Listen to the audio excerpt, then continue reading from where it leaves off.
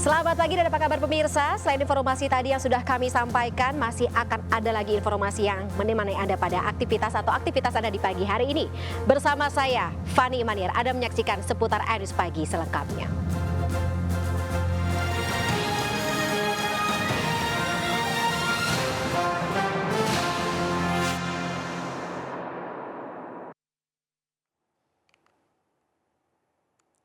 Pemirsa, petugas kereta cepat KCIC Wush menemukan barang milik penumpang berupa uang 50 juta rupiah yang tertinggal saat melakukan perjalanan dengan kereta cepat. Uang tunai yang terbungkus amplop ini berwarna atau amplop berwarna coklat ini kemudian dikembalikan kepada pemiliknya.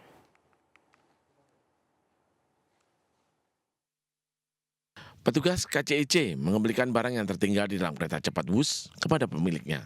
Amplop berwarna coklat yang ditemukan petugas adalah uang tunai senilai 50 juta rupiah. Barang tersebut tertinggal dalam perjalanan Wush nomor G1211 Halim Tegar Luar pada Larang Sabtu 27 April 2024. Shift konduktor langsung menginformasikan kepada tim yang bertugas di stasiun Tegar Luar untuk mengamankan barang tersebut. Di saat yang sama, tim stasiun Bandung menerima adanya laporan penumpang feeder yang mengaku hilangan barang.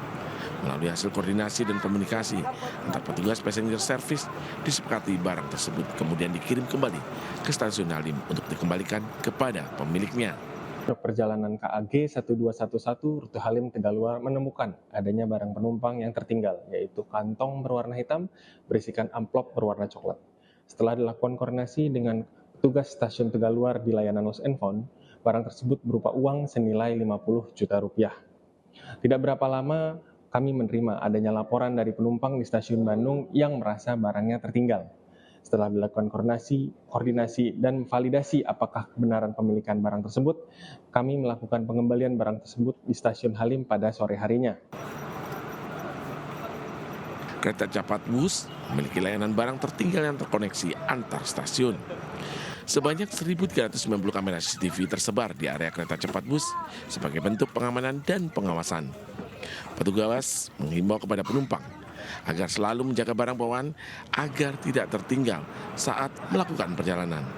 Dari Jakarta, Rani Sanjaya melaporkan. Sementara itu pemirsa, Ketua Umum PSSI Erick Thohir terus membakar semangat skuad Garuda Muda yang takluk dari Uzbekistan di laga semifinal Piala Asia U23. Erick Thohir optimis timnas Indonesia lolos Olimpiade 2024 dengan merebut juara ketiga Piala Asia. Atau mau fight back? Mau nyerah atau mau fight back? Kasih lihat kita bangsa yang kuat, nggak bisa diinjak-injak. Ada game kedua, yang penting yang memastikan kita juga lolos Olimpiade. Tempat ketiga, ayo, come on. Kasih aja, come on. Ayo, kita percaya kalian. Kalian bisa. Pak Menpora di sini, Presiden nonton kalian, seluruh rakyat Indonesia nonton kalian. Kasih lihat kita bangsa yang kuat, nggak bisa diinjak-injak. Jangan ngeluh, kita fight back. We are strong and we can fight back. Come on, come on.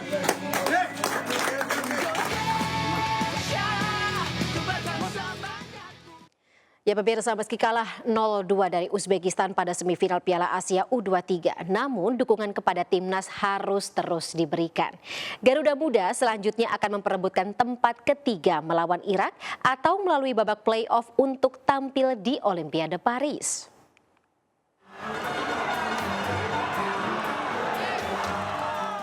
Ribuan warga kota Medan, Sumatera Utara memadati kawasan nonton bareng timnas versus Uzbekistan di kawasan Kota Tua, Kesawan. Sorak-sorai pendukung timnas sempat terjadi saat Ferrari menciptakan gol di babak kedua. Namun gol tersebut berbau offset sehingga wasit membatalkannya. Meski akhirnya timnas kalah 0-2 dari Uzbekistan dan satu pemain yang mendapat kartu merah, namun penghargaan tertinggi tetap diberikan kepada Garuda Muda. VAR tadi keputusan wasit juga kita sesalkan, tapi ya kita juga udah apresiasi lah timnas karena kan udah melaju ke babak semifinal. Saya kira itu udah pencapaian yang baik, yang cukup baik ya, terkhusus bagi coach Sintayong. Saya rasa sudah cukup baik lah penampilan timnas itu hari ini. Tadi kita harus belajar menjadi sepak bola yang dewasa, sepak bola yang memang benar-benar ditaati oleh aturan. Jadi kita harus terima. Euforia penampilan timnas juga terjadi di alun-alun Kebumen, Jawa Tengah. Meski kecewa dengan hasil pertandingan, namun pendukung timnas bangga dengan penampilan Garuda Muda di Piala Asia U23. Garuda Muda juga harus tetap semangat meraih kemenangan juara ketiga saat melawan Irak. Indonesia telah melampaui target, tentunya kita harus cukup bangga.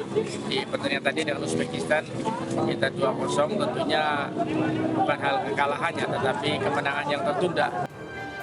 Ribuan warga memadati halaman Depok Open Space di Balai Kota Depok, Jawa Barat. Antusias warga ini merupakan bentuk dukungan kepada timnas yang melampaui target menembus semifinal. Sebagai semangat bangsa Indonesia setelah Pilpres, setelah Pileg, mewarnai masalah kebersamaan. Timnas selanjutnya akan bertemu dengan Irak untuk memperebutkan tempat ketiga di Piala Asia U23. Jika kalah dan ingin tampil di Olimpiade Paris, timnas harus melalui babak playoff dengan melawan wakil dari Afrika. Terus berjuang Garuda Muda, kami mendukungmu. Dari Depok, Kebumen, dan Medan melaporkan. Pemirsa, seorang pria di Ponorogo, Jawa Timur tiba-tiba viral karena wajahnya mirip dengan pelatih tim nasional Shin Tae-yong. Sejumlah warga tidak membuang kesempatan untuk foto bareng kepada pria dengan nama asli Suwito ini.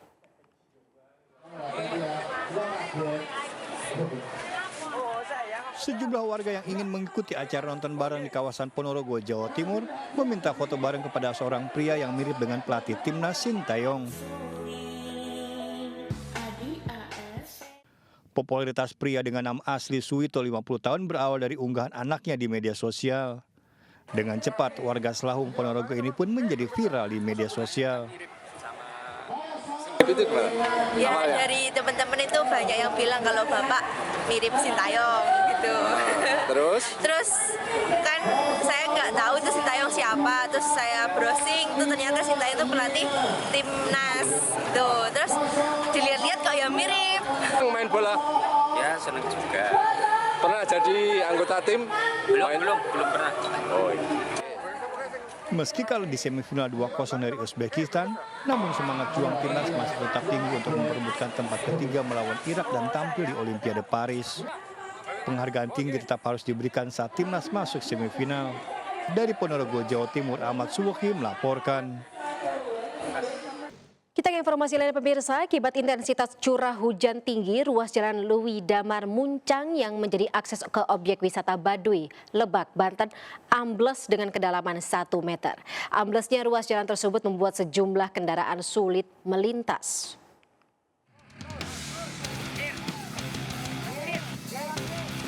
Inilah kondisi ruas jalan Louis Damar Muncang, Kampung Hantap, Cisemut, Louis Damar, Kabupaten Lebak, Banten. Sejak diguyur hujan Jumat malam, jalan tersebut ambles sedalam 1 meter dengan panjang mencapai 50 meter. Amblesnya ruas jalan menuju objek wisata Baduy terjadi karena kondisi tanah yang labil dan tingginya intensitas curah hujan tinggi yang terjadi 2 hari lamanya. Warga bersama aparat TNI dan pihak PUPR mencoba menutupi tanah yang ambles agar bisa dilalui kendaraan. Sementara itu panjangnya patahan tanah yang ambles dikhawatirkan akan menyebabkan jalur tersebut tak bisa dilalui lagi oleh kendaraan. Tas maghrib kira jam 6, setengah 7 lah. Oh gitu. Tapi Rosana mati kita jam 10. Jam 10 malam. Sampai jam Sampai berapa? pagi juga masih ngehanapan sih. Oh, terus ngehanap gitu. Menurut salah satu warga, peristiwa amblesnya jalan tersebut sempat tidak bisa dilalui oleh kendaraan. Jalan tersebut sudah beberapa kali mengalami ambles. Namun kali ini kondisinya amblesnya tanah sangat parah. Otomatis terganggu semua. Tapi alhamdulillah dengan kecepatan dari PU ya, dari PU sudah bisa diantisipasi dan mobil sekarang udah bisa. Saat ini pihak PUPR Kabupaten Lebak sudah melakukan penanganan sementara agar warga bisa melintas jalan yang ambles. Kondisi ruas jalan tersebut sementara bisa dilalui kendaraan dengan menggunakan 1 lajur. Dari Lebak, Banten, Iskandar Nasution melaporkan. Ya pemirsa, Gunung Ruang di Kabupaten Sitaro, Sulawesi Utara kembali erupsi pada Selasa pagi. Erupsi disertai semburan abu vulkanik yang sangat besar dan Gunung Ruang saat ini berada di level awas. Warga dilarang beraktivitas di radius 7 km dari pusat kawah.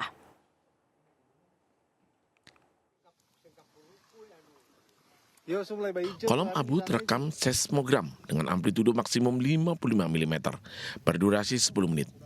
Erupsi disertai suara gemuruh kencang membuat warga panik.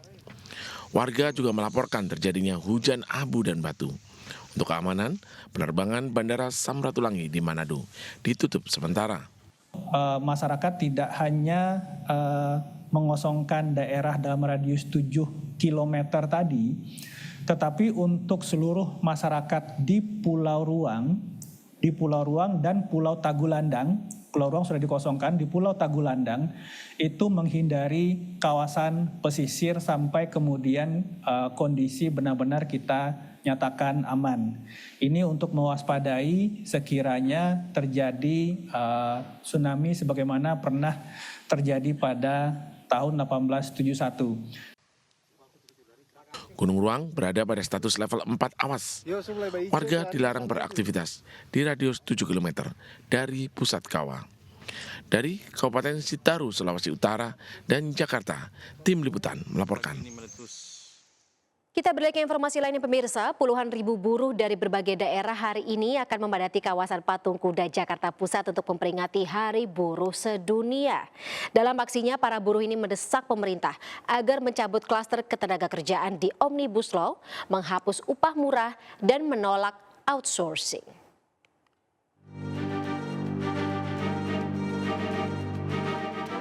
Hal tersebut disampaikan Presiden Konfederasi Serikat Buruh Indonesia Andi Gani Nenawea dalam keterangan persnya. Sedikitnya hari ini sudah ada 48.000 buruh dari berbagai serikat pekerja yang akan turun ke Patung Kuda, Jakarta Pusat, menggelar aksi damai memperingati Hari Buruh Sedunia. Ada beberapa tuntutan para buruh ke pemerintah, diantaranya mencabut klaster ketenagakerjaan di Omnibus Law, menghapus upah murah, menolak outsourcing seumur hidup, dan perlindungan pekerja migran Indonesia. Andi Gani menegaskan aksi tersebut murni hanya untuk menyuarakan aspirasi kesejahteraan para buruh dan tidak ada unsur politis. Bahwa aksi tersebut adalah murni untuk perjuangan dan kesejahteraan buruh Indonesia. Tidak ada politisasi soal MK, politisasi hasil Pilpres, semuanya adalah berdasarkan kesejahteraan buruh dan untuk perjuangan buruh. Yaitu seperti saya sampaikan tadi, mengenai soal cabutnya Omnibus Law ketenagakerjaan, lalu upah murah dihapus, tolak outsourcing seumur hidup, dan juga pengaturan ketenagakerjaan yang merugikan buruh Indonesia. Selain di Jakarta, aksi serupa juga akan digelar di berbagai daerah lainnya. KSPSI menghimbau kepada pimpinan cabang serikat buruh agar tidak melakukan aksi anarkis dan membawa atribut politik. Dari Jakarta Selatan, Helmi Sajangbati melaporkan. Pemirsa, puluhan nasabah Bank Tabungan Negara atau BTN menggelar aksi unjuk rasa menuntut penggantian uang para nasabah senilai belasan miliar rupiah yang hilang di Gambir, Jakarta Pusat pada Selasa siang. Informasinya setelah jeda.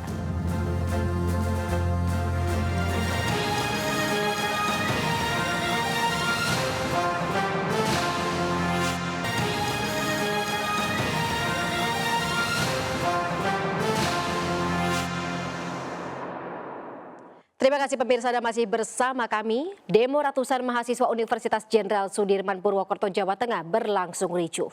Mahasiswa menolak kenaikan UKT atau uang kuliah tunggal hingga 5 kali lipat.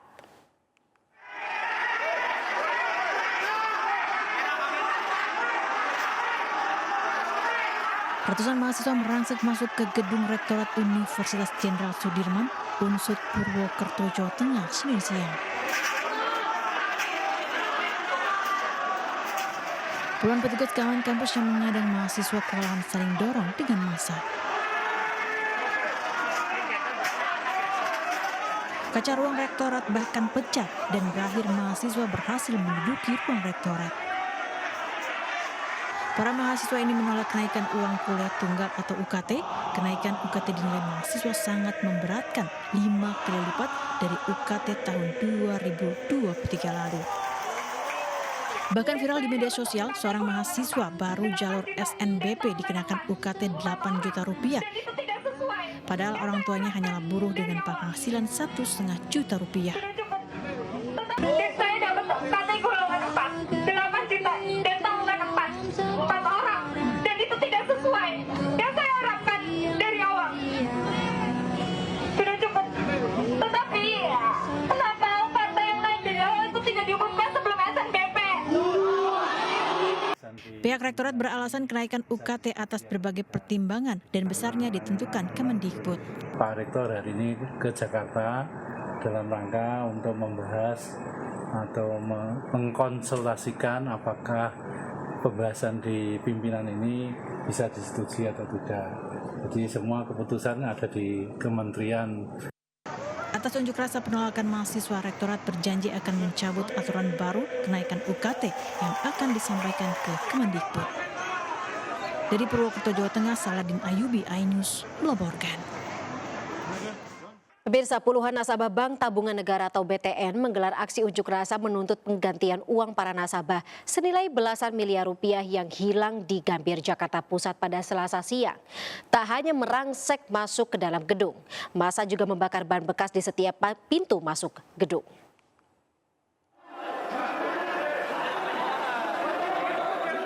Kantor Bank Tabungan Negara atau BTN ini digeruduk massa. Massa yang menamakan diri Koalisi Anti Korupsi ini merangsek masuk ke gedung Menara BTN hingga sempat terlibat aksi saling dorong di Jalan Gajah Mada, Gambir, Jakarta Pusat Selasa siang. Massa bahkan juga membakar ban bekas di setiap akses keluar masuk gedung. Aksi unjuk rasa ini merupakan bentuk desakan kepada pihak BTN agar segera mengganti uang sejumlah nasabah senilai belasan miliar rupiah yang hilang dari rekening pada 2022 lalu. Massa juga meminta oknum pegawai BTN yang menyalahgunakan uang para nasabah dihukum berat tanpa adanya perlindungan dari pemerintah. Beberapa uang milik nasabah yang raib secara tiba-tiba, yang dimana uang itu disimpan secara resmi di bank BTN, kemudian tanpa seizin dari nasabah, uang itu bisa ditransfer, bisa dipakai oleh salah satu oknum, saya katakan oknum di karyawan BTN. Massa mengancam akan kembali menggelar aksi dengan jumlah yang lebih besar jika tuntutan mereka tidak dipenuhi. Dari Jakarta, Rani Sanjaya, iNews melaporkan. Sementara itu pemirsa, diduga akibat korsleting listrik, sebuah tempat parkir rumah kos di Kota Semarang, Jawa Tengah terbakar. Tidak ada korban jiwa dalam peristiwa tersebut, namun 10 motor penghuni kos hangus terbakar. Mohon izin Pak, ada kebakaran lokasi di Lampir Tengah. Dalam video amatir, api dengan cepat membakar tempat parkir sebuah rumah kos di Jalan Bancar Asri Timur, Kota Semarang, Jawa Tengah. Kobaran api dan asap pekat dengan cepat membumbung tinggi. Warga berusaha memadamkan api dengan alat seadanya. Akibat insiden tersebut, sebanyak 10 kendaraan bermotor milik penghuni kos hangus terbakar di lahap si jago merah. Kapolsek Semarang Selatan, Kompol Sucipto. Dari keterangan sejumlah saksi, kebakaran terjadi sesaat setelah terdengar 2 kali suara ledakan. Mendengar suara tersebut, warga keluar dan sudah mendapatkan tempat parkir rumah kos dalam kondisi terbakar. Selain itu, ada beberapa warga yang mengatakan api muncul dari salah satu motor yang dimodifikasi. Namun, petugas masih melakukan penyelidikan untuk mengetahui secara pasti penyebab kebakaran tersebut.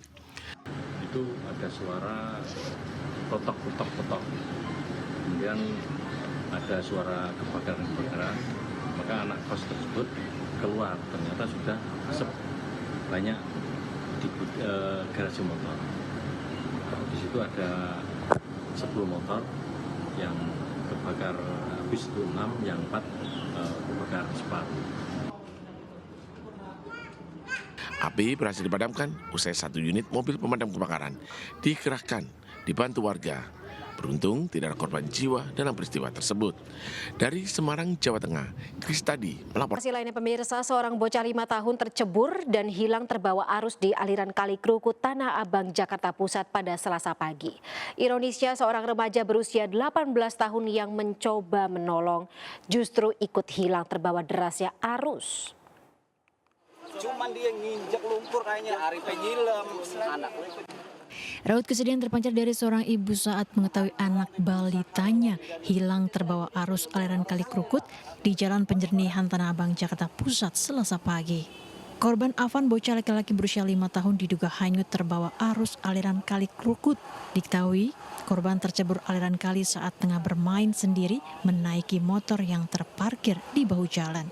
Namun tiba-tiba motor yang dinaiki korban justru tumbang hingga korban terpental dan jatuh ke aliran kali. Mengetahui kejadian tersebut, Arif, seorang remaja berusia 18 tahun, langsung menceburkan diri ke dalam kali untuk menolong korban. Naas derasnya arus air justru membuat Arif ikut hilang terbawa arus. Seorang rekan Arif sempat ikut menceburkan diri untuk melakukan pertolongan, namun sayang tak mampu menemukan kedua korban. Buat menolongin. Yang nolongin, pas nolongin dia tolongin lagi, cemplung lagi, terus dia kelem dua-duanya. Oh, berarti yang satu selamat? Yang satu selamat, yang dua nggak ketemu. Itu bocah berapa tahun? Yang satu 5 tahun, yang kecemplung, yang nolongin 18 tahun. 18 tahun. Petugas rescue dari suku dinas pemadam kebakaran Jakarta Barat langsung diterjunkan ke lokasi guna melakukan pencarian terhadap Afan 5 tahun dan Arif 18 tahun. Petugas melakukan penyisiran menggunakan perahu karet dari titik jatuhnya korban hingga radius 100 meter. Sayangnya hingga Selasa siang upaya pencarian belum menemukan titik terang. Dari Jakarta, Rani Sanjaya, iNews melaporkan. Pemirsa, tim penyidik Komisi Pemberantasan Korupsi atau KPK menggeledah ruang Sekjen DPR RI di Jakarta pada Selasa siang. Penggeledahan dilakukan terkait dugaan kasus korupsi pengadaan barang dan jasa rumah jabatan DPR Republik Indonesia. Penyidik KPK membawa 3 koper dan 1 ransel usai menggeledah kantor Sekretariat Jenderal DPR RI di Jakarta pada Selasa sore. Para penyidik langsung memasukkan barang-barang yang dibawa ke dalam mobil yang berbeda-beda. Penyidik keluar dari gedung pada pukul 17.50 waktu Indonesia Barat usai melakukan penggeledahan sejak Selasa siang. Sekjen DPR RI Indra Iskandar sebelumnya sempat dimintai keterangan terkait perencanaan hingga proses lelang pengadaan kelengkapan rumah jabatan anggota DPR dalam pemeriksaan saksi pada 14 Maret yang lalu. Selain Indra, tim penyidik KPK juga sempat memeriksa saksi Kepala Bagian Pengelolaan Rumah Jabatan DPR, Hipi Hidupati. Di 2 mobil berarti ya?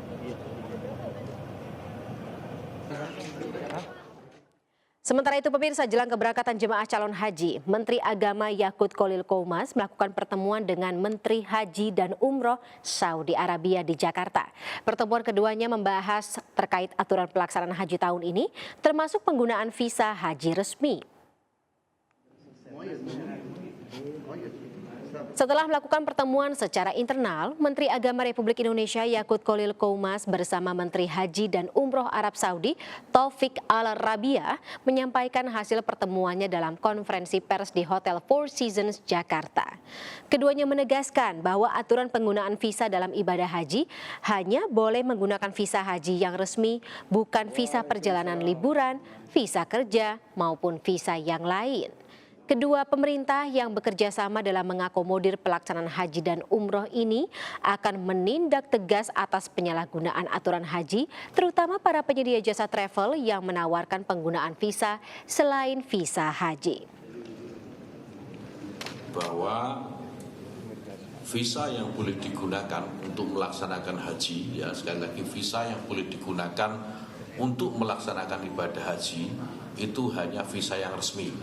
Visa haji dan visa mujamalah resmi yang dikeluarkan oleh Kerajaan Saudi Arabia. Visa di luar itu tidak boleh dipergunakan. Visa ziarah, visa umal atau visa apapun digunakan untuk ibadah haji tidak bisa. Dan ini pemerintah Kerajaan Saudi Arabia akan melakukan tindakan tegas terhadap siapapun yang menggunakan visa di luar visa haji resmi. Dan ini sudah dikuatkan oleh pemerintah Saudi Arabia melalui fatwa yang dikeluarkan oleh Kerajaan Saudi Arabia bahwa siapapun jamaah haji yang menggunakan cara-cara yang tidak prosedural atas ibadah mereka, maka ibadahnya dianggap tidak sah. Sementara itu pemirsa, Menteri Pertahanan Republik Indonesia sekaligus Presiden terpilih Prabowo Subianto menghadiri peringatan hari ulang tahun ke-72 Kopassus di lapangan Mako Kopassus Cijantung, Jakarta Timur pada Selasa pagi. Kopassus akan melakukan terobosan-terobosan teknologi mutakhir dengan memberdayakan industri pertahanan global. Mengusung tema Mengabdi dengan Kehormatan Pelindung Sejati Kedaulatan, acara Hari Ulang Tahun ke-72 Kopassus diawali dengan upacara dan sejumlah penampilan dari para jajaran pasukan Kopassus, termasuk pertunjukan defile pasukan dan kendaraan taktis. Kedepannya diharapkan Kopassus akan melakukan terobosan-terobosan berupa adopsi, inovasi, dan rekayasa teknologi mutakhir dengan memberdayakan industri pertahanan global yang berpegang teguh pada semangat kemandirian melalui penguatan industri pertahanan dalam negeri guna mencapai postur Kopassus yang ideal. Hari ulang tahun ke-72 Kopassus ini turut dihadiri sejumlah mantan perwira tinggi militer seperti Menko Marves Luhut Binsar Panjaitan, mantan Panglima TNI Gatot Nurmantio, hingga Wantimpres Agung Gumelar. Tahun 2006, jabatan Komandan Batalion 22 Grup 2 Kopassus. Partai Kebangkitan Bangsa atau PKB dan Partai Persatuan Pembangunan atau P3 sepakat berkoalisi dalam Pilkada November mendatang. Namun begitu, P3 akan lebih dahulu fokus pada gugatan di Mahkamah Konstitusi atau MK demi bisa lolos Parliamentary Threshold atau PT ke Senayan.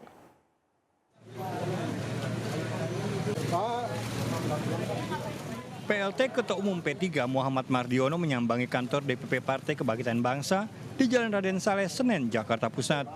Kedatangan Mardiono disambut langsung Ketua Umum PKB Muhaimin Iskandar. Keduanya segera menggelar pertemuan tertutup. Selain halal bihalal, pertemuan kedua tokoh politik ini telah bersepakat berkoalisi pada pemilihan kepala daerah pada November mendatang. Berikutnya kami P3 dan PKB bersepakat untuk bersinergi di dalam pemilihan kepala daerah. Namun begitu, P3 akan lebih dahulu fokus pada gugatan di Mahkamah Konstitusi demi bisa lolos Parliamentary Threshold ke Senayan.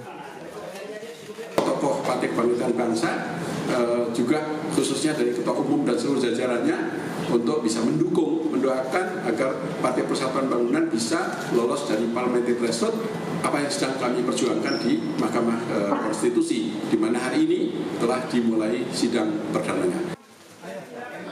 Kedua pimpinan partai politik ini akan menentukan daerah mana saja yang akan diperkuat bersama dalam ajang Pilkada serentak 2024. Dari Jakarta, Rani Sanjaya melaporkan. Sementara itu pemirsa, Partai Keadilan Sejahtera atau PKS menyiapkan kadernya untuk mengikuti kontestasi Pilkada DKI pada bulan November mendatang. Namun, Anies Baswedan tidak diusung PKS karena sudah dianggap sebagai tokoh nasional.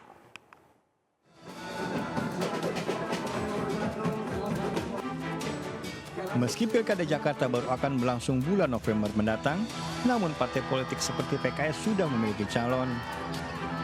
Saat menghadiri halal bihalal di DPP PKS kawasan TB Simatupang, Jakarta Selatan, Sekjen PKS Abu Bakar Al-Habsyi menyebut 3 kadernya sedang dipersiapkan untuk memimpin Jakarta.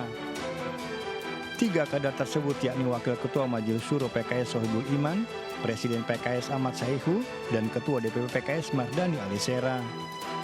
Untuk sementara PKS tidak menyiapkan Anies Baswedan karena sudah dianggap sebagai tokoh nasional. Begini, ini kan sudah selesai acara ya. Ke depan ini kan kita juga ingin berbuat untuk bangsa ya. Kita kan sudah pengalaman dua periode di kemarin di luar ya. Jadi kalaupun bisa ke dalam itu juga positif, di luar juga dalam tugas dari dalam untuk keluar itu juga positif. Nggak ada masalah. Kita juga ingin berbuat lebih maksimal. Dan kita siap menyiapkan kader-kader PKS yang maksimal dan positif, baik dan profesional untuk berkontribusi. Gitu. 2 nama yang masuk bursa calon gubernur Sumatera Utara diantaranya adalah Bobi Nasution. Namun 2 nama tersebut baru mendapatkan surat penugasan dan masih perlu dievaluasi dan akan diputuskan 1 nama oleh Ketua Umum Partai Golkar Erlangga Hartanto. DPD Golkar Sumatera Utara akan mendukung siapapun calon gubernur yang akan direkomendasikan meski bukan kadernya. Surat penugasan ini ya di kabupaten kota pun ada juga lebih dari satu, dan ada juga yang bukan kader Partai Golkar. Sebenarnya tidak juga menjadi masalah bagi kami. Setelah mundur dari kursi Wakil Bupati Indramayu beberapa waktu lalu, artis Lucky Hakim berencana maju sebagai Bupati Indramayu melalui Partai Kebangkitan Bangsa. Mengabdi pada saat waktu jadi wakil bupati ada banyak sekali janji-janji yang belum tercapai. Usai mendatangi Partai Kebangkitan Bangsa, Lucky Hakim segera membangun komunikasi dengan partai pendukung lainnya. Dari Indramayu, Medan, dan Jakarta melaporkan. Menghadapi Pilkada serentak 2024 pemirsa, Partai Perindo Sulawesi Tengah menggelar rapat konsolidasi. Rapat konsolidasi digelar untuk memperkuat struktur agar kader dan pengurus siap bertarung meraih suara terbanyak.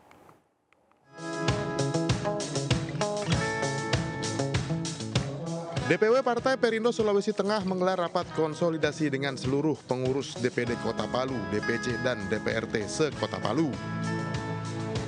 Rapat dibuka oleh Gubernur Sulawesi Tengah Rusdi Mastura dan dihadiri Ketua DPP Partai Perindo Bidang Ideologi dan Kaderisasi Roni Tanusaputra.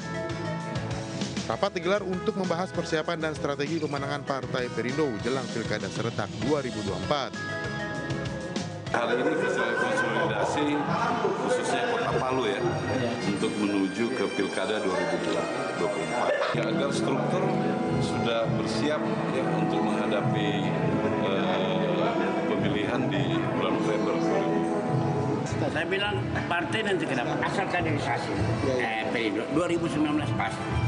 Karena baru kemarin aneh. Jadi baru mulai menata ini. Jadi tapi lumayan. Donggala kemarin besar apa semua. Jadi ada Parigi. Rapat konsolidasi ini digelar juga untuk membenahi struktur partai agar mampu memperoleh hasil terbaik di Pilkada 2024. Dari Palu, Sulawesi Tengah, Jenny Hendrik, iNews melaporkan. Pemirsa, tim Piala Thomas dan Uber Indonesia telah memastikan diri lolos ke perempat final. Informasi selengkapnya akan kami hadirkan setelah jeda, tetaplah bersama kami.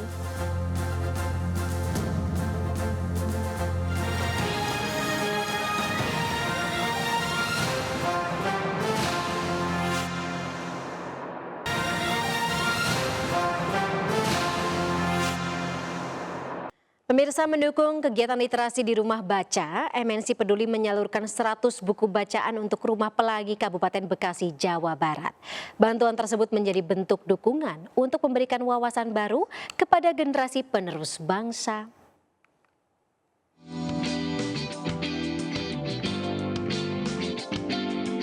Anak-anak Taman Baca Rumah Pelangi di Desa Sukamekar, Kecamatan Sukawangi, Kabupaten Bekasi, Jawa Barat, gembira dengan bantuan buku-buku dari MNC Peduli. Sebanyak 100 buku bacaan diberikan sebagai bentuk dukungan MNC Peduli melalui program Generasi Cerdas Anak Bangsa. Selain itu, MNC Peduli juga memberikan edukasi menjaga kebersihan diri dan lingkungan dengan mempraktikkan cuci tangan yang baik serta menanam pohon. Taman Bacaan Masyarakat ini kita mulai sejak 2016 yang lalu gitu. Yang pertama berawal dari keresahan kita sebagai anak-anak muda di kampung kita ini, di desa kita. Karena khususnya di wilayah utara Kabupaten Bekasi kan minim sekali akses bacaan ataupun perpustakaan, tidak ada di wilayah utara ini. Tentang lingkungan, diri sendiri, kebersihan, terus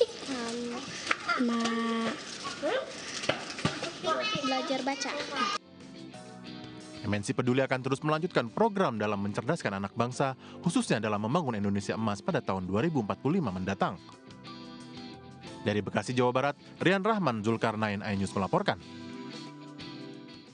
Sementara itu pemirsa, atlet biliar Indonesia Ferry Satriadi berhasil meraih gelar juara dalam kejuaraan biliar internasional Borneo 9 Ball International Open 2024 di kota Pontianak, Kalimantan Barat.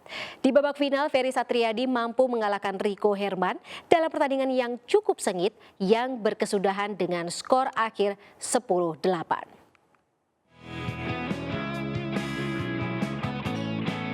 Babak final turnamen internasional Borneo Nine Ball International Open 2024 mempertemukan dua pebiliar handal asal Indonesia, Ferry Satriadi melawan Rico Herman.